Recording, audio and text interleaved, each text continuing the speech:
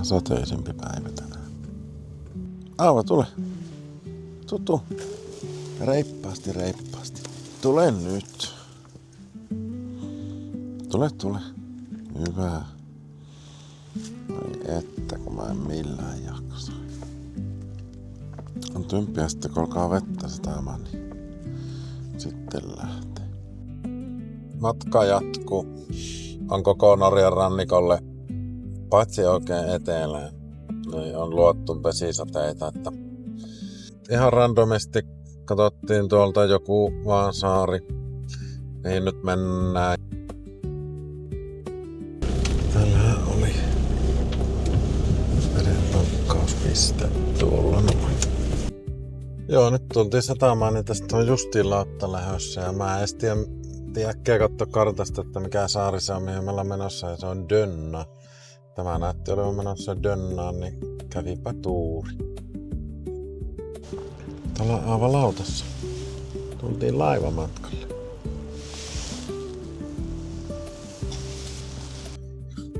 Tämä on ilmeisesti yksi Norjan suurimpia saaria.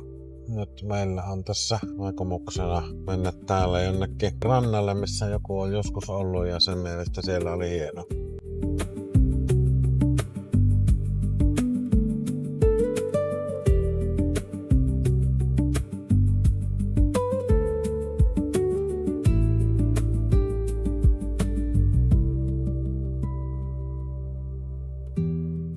Uimaranta. Sinne suuntaan me ollaan menossa. Siellä se kai oli se peura. Oh my. Vai mikä antilooppi tuo oli? Näettekö? Tuo olipa hyvä, ettei jäänyt alta. Keli on kyllä just semmonen, että en ihan hirveästi ihmettele, että täällä ei justiin nyt satu olemaan oikein paljon muita turisteja. Että Joo. Vuoria on ja sataa kyllä niinku kenen sanonko mistä. En sano. Mutta paljon. Joo, on pientä kelirikkoa ilmassa. Mutta onneksi volkkarilla pääsee.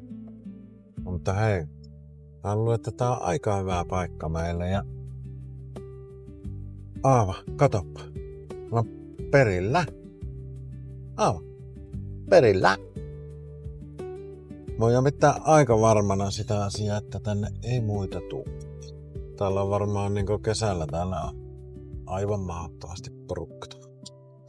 Tuolla näkyy vuoret ja tommonen vesiputous ja jos tuo sade hellittäisi se saa vähän kirkastuisi, niin mä voin näytellä vähän paremminkin sitten, että minusta tää on aika siisti paikka. Aava. Mä oon perillä. Aava. Mä oon perillä. Juu, elikkä. Tää on kyllä ihan kahden vaiheella, että pitäisiköhän tästä vaan ajella sukkana kotiin. Matkaakaan ei joskus varmaan 1300 kilsaa tai jotakin. Koska täällä sataa ihan kaatamalla vettä. Tuulee niin, että auto heiluu. Ollaan tällöin Dönnasaaressa nyt. Kyllä näyttäisi aivan sairaan hienolta paikalta, mutta ei tuonne voi mennä tuonne ulos, kun ihan vaakatasossa paiskoo tuota vettä ja ennustajat sanoo, että se tulee olemaan tätä samaa niin tämä viikko ja vielä ensi viikkokin. Niin, olisiko se sitten tässä kuitenkin? En tiedä. Joo, ei mennyt reissu nyt ihan sillain niin kuin oli kuvitellut. Kelit ensinnäkin on mitä on ja nyt sitten eilen illalla Aava alkoi tärisemään ja läähättämään ja sitten se alkoi oksentamaan ja sitten se alkoi ripuloimaan semmoista veristä ulostetta ja me ollaan täällä jossakin saarella ja se koko yön vaan lähetteli ja ripuloi ja oksensi ja näin.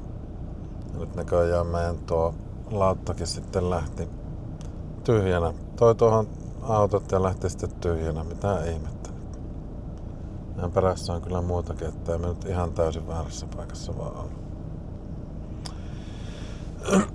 Joo, semmonen ja ei nukuttu oikeinkaan yöllä sitten ja Aava oli selkeästi kipiä ja oksensi vaan. Että välillä otti vettä ja oksensi sitten senkin kohta ja ei suostunut syömään mitään ja veristä kaksua kakkaili. Niin nyt sitten hallelujaa täällä oli aamulla päästiin johonkin paikalliseen eläinlääkäriin, joka kyllä sitten vaikutti ihan pätevältä. Se kyllä teki kaikki maailman tutkimukset ja vaikuttaisi siltä, että Aavalla on tämmöinen erittäin harvinainen loinen parasiitti, Giardia. On kuulemma tosi pirullinen ja ilmeisesti se voi tarttua ihmiseenkin ja sitten täällä on tämä auto on täynnä niin ollut oksennusta ja sitä veristä ripulia ja mä oon sitä käpistellyt, että eiköhän meillä sitten se molemmilla. No Aavalla on siihen lääkkeet ja vaikka mitä lääkkeitä sille annettiin ja ultraäänellä tutkittiin mahaa ja verikokeet ja kaikki. Ja nyt hallelujaa sitten jonkunlainen matolääkekin, jonka turvin nyt oikeastaan nilikka ja ajetaan yhteen putkeen tästä vaan sukkana Ruotsin halki kotiin. Ja huomenna illalla sitten paikalliseen kotona eläinlääkäriin. Hohoja. Tästä on jonkin verran nyt ajella sitten sukkana kotiin ja nyt on torstai. 2 viikkoa piti meidän olla täällä reissussa. Oli kyllä kaikenlaista suunnitelmaa, mutta no, ehkä tämä oli tarkoitettu näin. Tämmönen homma. Nyt ei varmaan enää jaksa paljon tästä kuvatakaan, että saa nähdä julkaisen kokoon mitään. Pikku pettymys. Ei voi mitään. Tämmöistä se elämä joskus on. Nyt vaan kohan päästään kotiin ja Aava saatais kondikseen, niin onhan sitä tässäkin ollut seikkailua. Joo, kiitos vaan. Jos jaksoit tänne asti katsoa, niin hatun nosto. Ja paina sitä tykkään nappia ja kanavatilauksia ja niin edespäin. Joo. No niin, nyt ollaan kotona sitten ja ajettiin 16 tuntia putkeen sieltä. Puolen päivän aikaa lähdettiin siitä lääkäristä, ehkä puolen päivän aikaa. Ja mentiin suoraan siihen Lauttarantaan ja lauttamatkat ja muut mukaan lukien, niin yhteen putkeen siis 3 pysähystä. Ihan vaan, että antamaan Aavalle vettä, 2 lipausua se pystyi ottaa ja ei onneksi enää oksentanut siinä matkalla. Ja sitten kerran tankattiin Haaparannassa ja 4:30 aamulla oltiin kotona. Ihan järkyttävää matkaa, en ole koskaan ajanut tuommoista yhteen putkeen. Mutta Aavan kondiksessa nyt, siitä on vajaa viikko ja lääkkeet on purru ja toivottavasti ne nyt lähtee ne Giardia loiset sieltä.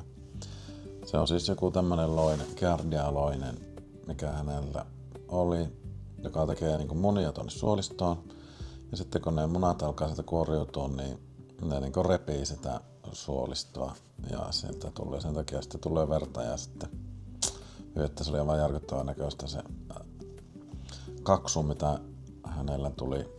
Siis näytti ihan siltä, että ripuloi suolet pihalle. Ihan niin kuin mä olin ihan varma, että Aava kuoli. Mutta kondiksessa ollaan ja aletaan suunnittelee seuraavaa reissua. Mä kävin jo yhden pikkureissun Nurmeksessa ja Kolilla ja Kolilta otin pikku drone-video, mutta enneksi on muuten kuvat.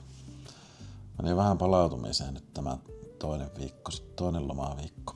Mutta oli meillä hyvät 2 päivää Norjassa. Käypä kattoo se ensimmäinen pätkä sitä Norjan videota, jos et ole vielä kattonut. Ja sillä lailla. Joo, se on moro.